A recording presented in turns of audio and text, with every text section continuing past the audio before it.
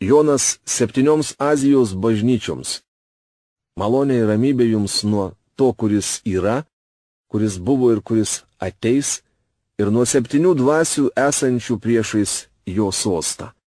Ir nuo Jėzaus Kristaus, ištikimojo liudytojo, mirusiųjų pirmagimio, žemės karalių valdovo. Tam, kuris mus myli ir nuplovė savo krauju mūsų nuodėmes, ir padarė iš mūsų karaliją bei kunigus savo Dievui ir Tėvui, jam šlovė ir galybė per amžių amžius. Amen. Štai jis ateina su debesimis ir išvys jį kiekviena akis. Aš esu Alfa ir Omega, sako viešpats Dievas, kuris yra, kuris buvo ir kuris ateis. Visagalis. Alfa ir Omega yra pirma ir paskutinė graikų kalbos abėcėlės raidės.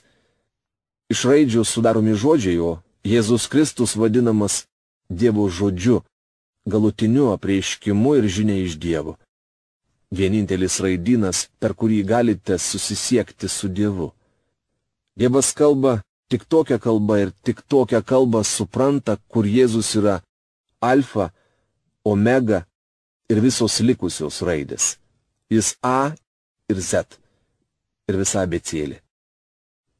Kadangi viešpats Jėzus yra pradžia ir pabaiga, jis apima visus laikus ir amžinybę. Dėl melsdamasis aš prašau, kad Dievo dvasia imtų iš to, kas Kristaus, ir apreikštų tai mums. Ji pašlovins mane, nes ims iš to, kas mano, ir jums tai paskelbs. Prašoma Jono Evangelijos 16 skyriaus 13-14 eilutėse. Ir aš atsigrėžiau pažiūrėti balso, kuris kalbėjo su manimi, ir atsigręžęs išvydau 7 aukso žibintuvus, o žibintuvų viduryje vieną panašų į žmogaus sūnų, apsivilkusi pėdas siekiančių drabužių ir persijuosusi per krūtinę aukso juostą. Biblijoje paminėtos 3 labai konkrečios Kristaus tarnavimo sritys. Visų pirma, jis užtaria savuosius. Antra, Kristus dalyvauja mūsų gyvenime. Ir trečia, Jėzus Kristus atlieka tyrimo tarnystę. Taigi Kristus atlieka trejopą tarnystę. Užtaria mus, padeda mums ir mus tyria. Mes su jumis galime atsidurti nuošalyje. Aš pažįstu begalę žmonių, kuriems taip nutiko. Pamokslininkų, bažnyčios vyresniųjų, diakonų, sekmadieninės mokyklos mokytojų. Kristus jų nebenaudoja. Jis vaikščioja žibintuvų viduryje ir nori, kad jie skleistų šviesą. Žmogui patinka, kai jam pateikiamas rinkinys taisyklių ir nuostatų, kurių privalu laikytis. Štai kodėl krikščionys mėgsta studijų kursus. Juos traukia įstatymas. Žmonės nenori gyventi malonės valdžioje. Duokite krikščionims kelias taisyklės, kurių jiems reikia laikytis, ir jie bus be galo laimingi. Taip gimsta tariami tikintieji. Matote, senoji žmogaus prigimtis murkia it kačiukas, kai jai pataikaujama. Tačiau pasišiaušia lyg dygliakiaulė, kai kas nors užsimena apie jos ydas ir nesėkmes. Jėzus Kristus nuolat ragina savuosius: atsiverskite. Įsižiūrėkite į savo didį vyriausiąjį kunigą. Dievo dvasia padės jums pamatyti jį visoje jo didybėje ir šlovėje. Jis prasiskverbia iki sielos ir dvasios atšakos, iki sąnarių ir kaulų smegenų ir teisia širdies sumanimus bei mintis. Dievas teisia pagal savo žodį. Tai yra jo teismo kriterijus ir šiandien. Bičiuli, kai jis taria žodį, verčiau įsiklausykite, nes kiekvienas Viešpaties žodis be galo svarbus. Ir gyvasis. Aš buvau numiręs, bet štai esu gyvas per amžių amžius ir turiu mirties ir mirusiųjų pasaulio raktus. Dauguma iš mūsų kamuoja kalties kompleksas. Mes baiminamės, kad kas nors nebestų į mus pirštu ir nepasakytų, tu kaltas. Žinoma, mes kalti. Tai kas pasmerks? Ar Kristus Jėzus, kuris numirė, bet buvo prikeltas, kuris sėdi Dievo dešinėje ir net užtaria mus? Ar yra žmogus, kuris gali mus pasmerkti? Jis prisikėlė manęs nuteisinti. Prisikėlė, kad parodytų, jog man atleista ir kad vieną dieną aš būsiu danguje. Nesutelkite dėmesio į raitelius, rūstybės dubenis ar žvėris. Tai praeinantys vaizdai. Įsmeikite akis į Kristų. Bičiuliai, jei buitis ir bažnyčios gyvenimas jums tapo našta, kažkas negerai jūsų santykiuose su Kristumi. Išspręskite šią problemą, tuomet išsispręs ir kitus. Štai kodėl Viešpats Jėzus sako Efezo tikintiesiems: jūs paliekate savo pirmąją geriausią meilę. Ką jiems daryti? Taigi, prisimink, nuo kur nupuoliai, atsiversk ir vėl imkis pirmykščių darbų, o jei neatsiversi, tai aš ateisiu ir išjudinsiu iš vietos tavo žibintuvą. Apreiškimo knygos 2 skyriaus 5 eilutė. Prisimink, tai pirmas dalykas, ką jiems reikėjo padaryti. Atmintis yra nuostabus reiškinys. Kažkas yra pasakęs, jog Dievas davė mums prisiminimus, kad gruodžio mėnesį turėtume rožių. Atsiversk. Patikėkite, krikščionims reikia atsiversti. Mes turime pramušti pasitenkinimo kevalą, pralaužti pasitikėjimo savo jėgomis ir tuštybės sieną, atsikratyti perdėto pamaldumo ir liautis nuolat blizginti savo aureolę, tarsi būtume dideli šventieji. Atsiversti reiškia atsigręžti atgal į Kristų.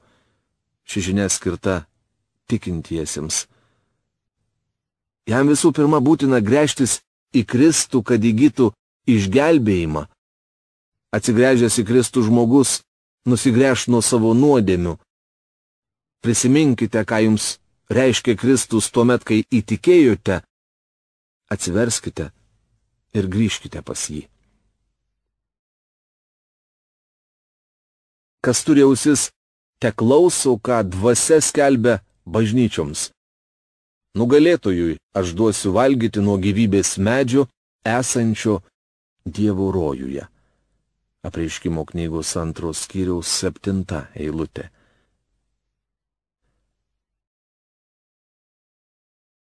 Taigi Kristaus laiškas Sardų bažnyčiai.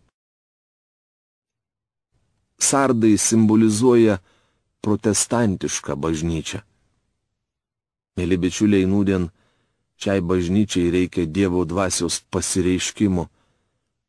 Mes galvojame, kad mums reikia naujų metodų, rengiame kursus, kurių metu mokome žmonės gyvenimo gudrybių ir bandome pateikti jiems vaistą nuo visų ligų.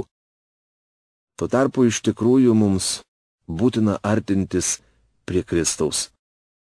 Jį mums apreikšti ir įprasminti gali tik šventoji dvasia. Štai, ko reikia nūdienos protestantizmui.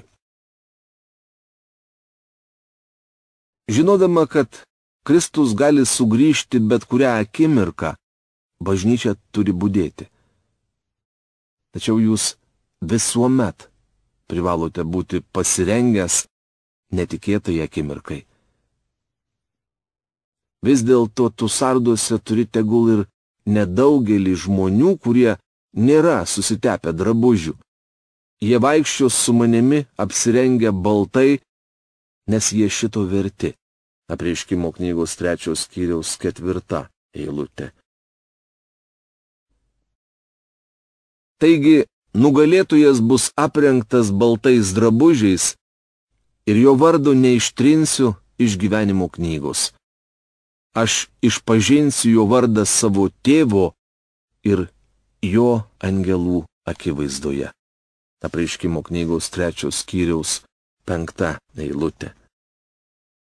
Čia žinoma kalbama apie tą, kuris nugali Kristaus krauju, o ne savo jėgomis, gudrumu ar sugebėjimais.